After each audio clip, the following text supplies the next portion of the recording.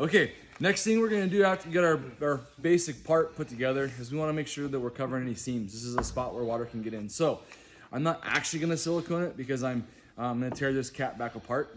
But what we wanna do is, this should come to you from the factory, siliconed right in here on this seam, in here, and up here. But you wanna make sure it is done. If it's not done, run a bead, and then just a really fine little bead, push it down and in, and you're good. Now, look at all these seams. We're gonna silicone all along this seam right here. We're gonna silicone right here and right here. All these spots where they come together, we're gonna silicone here. We're gonna do it on both sides. And then after that's done, we're gonna run a bead right down the middle of this, just like this. Make sure it stays nice and tight. Just keep it right on top. You're not pushing it down. You're gonna run all the way down with it.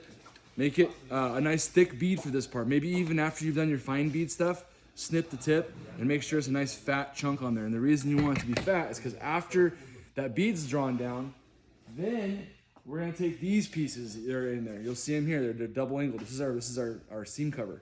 So this piece here serves as both an additional brace to help hold it together, but also seam cover. So after that's in, you push that down, that's sitting on that silicone, it's gonna sit up a little bit. We put some 1 5/8 screws, that's the shorter screws you got stripped out. We'll put those in there and we'll squeeze down on it and screw them in, screw them in, screw them in, screw them in, screw them in.